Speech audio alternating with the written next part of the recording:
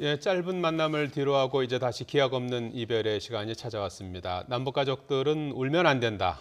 오래 살아 다시 만나자면서 서로를 다독였습니다. 네, 눈물이 쏟아졌던 작별 상봉 이야기. 김주환 YTN 정치안보 전문 기자와 함께 이야기 나눠보겠습니다. 네, 안녕하십니까? 안녕하세요. 자, 오늘 오전에 이제 짧았던 만남을 뒤로하고 이제 이런 작별 상봉을 했는데요. 눈물이 흘렀던 현장 모습 잠깐 좀 보시겠습니다.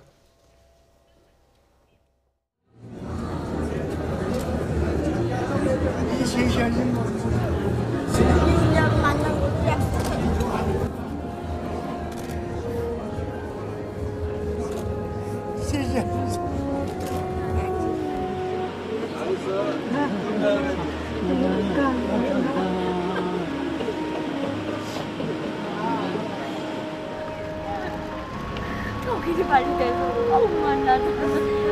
다시 꼭 만나자. 정말.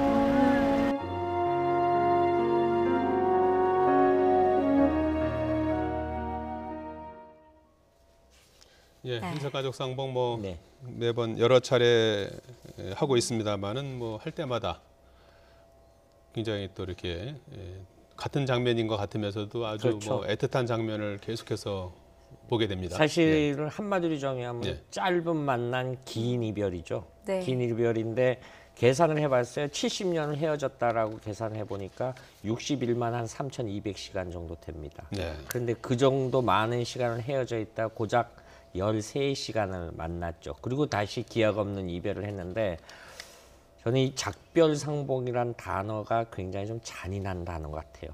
왜냐하면 작별을 위해서 상봉한다. 어폐도 있죠. 당시 예. 국문법을 넘어서 이 감성적으로 가는데 이렇게 다시 헤어져야 하는. 그래서 오늘 작별상봉장에 한 200여 명이 모였었는데 거의 큰 소리가 없고 웃음도 없었다라고 합니다. 곳곳에서 울음소리만 흐느끼는 소리만 들었고 지금 화면에 일부 보였습니다마는 굉장히 안타까운 예. 모습들이죠.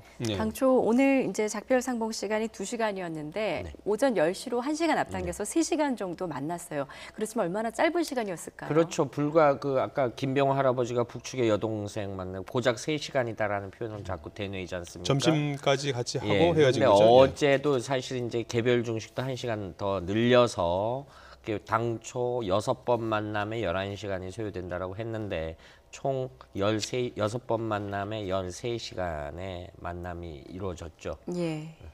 예, 영상을 잠깐 보면서 석별의 정을 나눈 가족들의 얘기를 나눠보겠습니다. 김병호 할아버지, 예, 여동생을 만났었는데요. 아, 이금섬 할머니의 모습이 먼저 나오고 예, 있네요. 아니 어제 피난길에 떠났다가 4살 아들과 헤어진 사연이 있죠. 근데 당초 상봉할 때 바로 알아봤죠. 상처라 그러면서. 그래서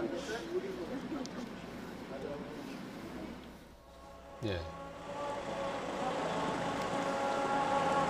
자, 김병호 네, 지금 할아버지 할아버지, 모습 보이죠. 88살 김병호 할아버지, 여동생을 만났어요. 축의 여동생에게 지금 나오죠. 예, 대화를 나눈 모습인데요.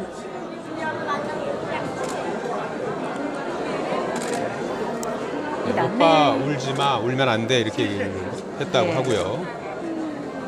예, 두 남매는 아무 말을 못한 채 아이고 하면서 탄식만 내뱉었다고 합니다.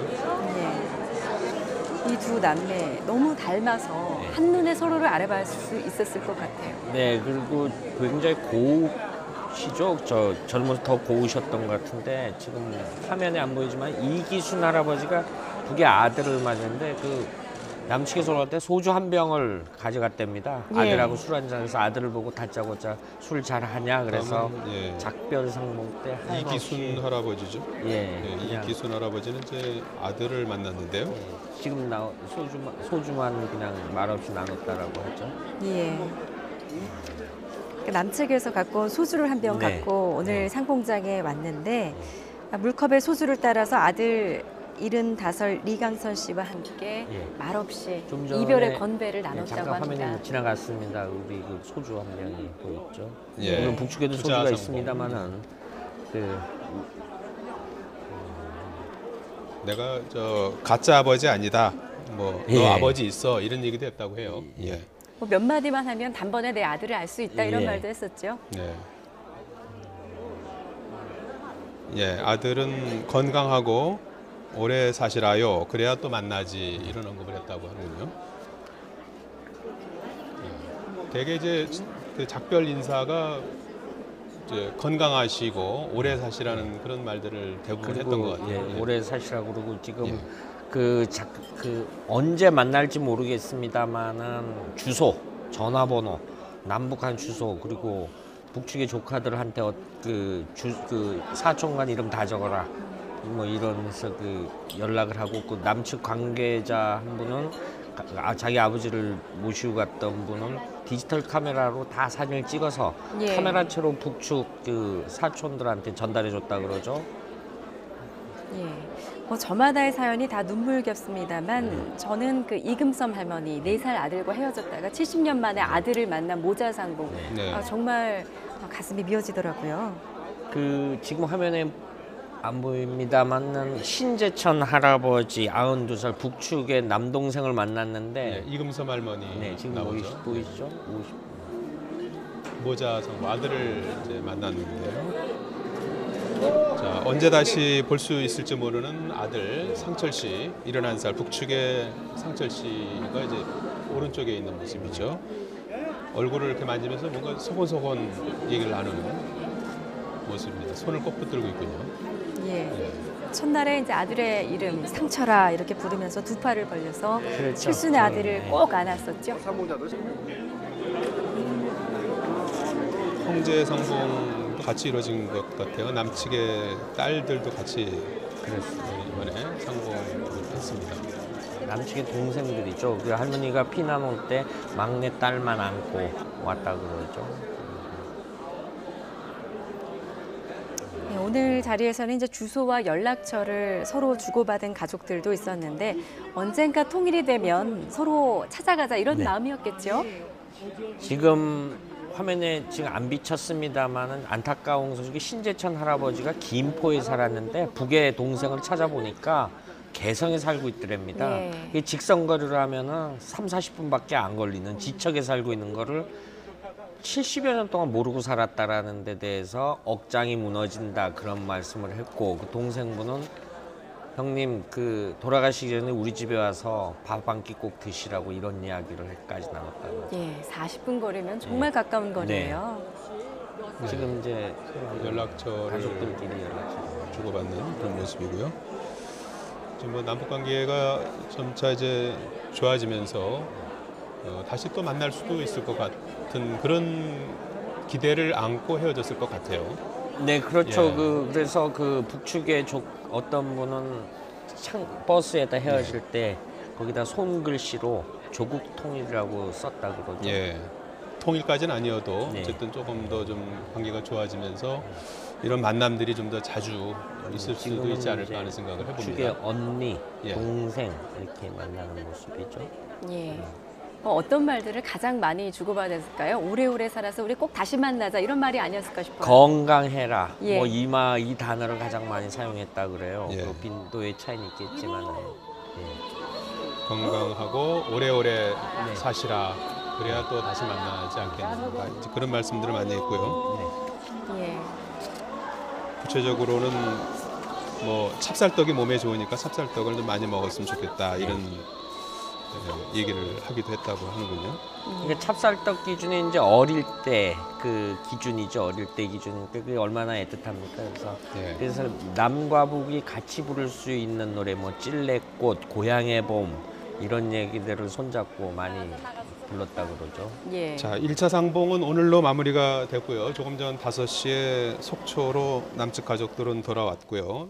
2차 상봉이 또 이번 주에 예정이 돼 있는데요. 날씨 때문에 좀 걱정이 네, 되는데요. 지금 예. 24일부터 이제 남측이 고향이었던 사람들이 전쟁 과정에 여러 가지 이유 때문에 네. 북으로 갔던 남측 가족들을 찾는 83명이 같은 금강산에 와서 같은 방식으로 만나죠. 그런데 지금 말씀하신 것처럼 태풍이 올라온다 그래서 예. 지금 걱정들을 사실은 적십자 관계자들이나 이산가족 상봉 관계자들이 사실 걱정들을 많이 한답니다. 그 네. 이유 중에 하나는 사실 이분들이 평양에서 원산으로 이동을 해서 그 뭐 도로가 있는데 도로가 그 좀 여의치가 않나 봐요. 그래서 평소에는 기차로 움직였는데 뭐 이런 부분이 북측 가족들 예, 말씀하시는 그래서 거죠? 예. 원산으로 와서 원산에서 버스편으로 이제 금강산으로 오는 그런 일정들이거든요. 예. 일정들인데 또 24일부터 태풍이 이렇게 한반도를 관통해서 우리 지나가는 가족들도 데니까 조금 마찬가지죠. 다니기가 불편할 것 마찬가지고 같은데. 이제 버스에서 오고 내릴 때 바람이 많이 분다라고 하니까 사실은 마음 같아서는 태풍이 그 금강산 지역이라도 좀 비껴갔으면 하는 바람이죠. 예. 저기 하면 뭐 일정을 조금 조정하는 것도 방법일 것 같은데요. 근데 현재까지는 이제 남과 모든 북의 그런 것들이- 용어는 예. 그런 이야기까지는 아직 안 했는데 예. 이제 앞서 저희 풀 기자들의 그 합동 취재 기자들의 남북 관계자들이 이야기하는 그러니까 시간을 좀 이렇게 뭐 조정을 하자 뭐 이런 얘기들이 하는 말을 들었다라는데 예. 그것이 공식화된 건 아니고요. 사실. 예.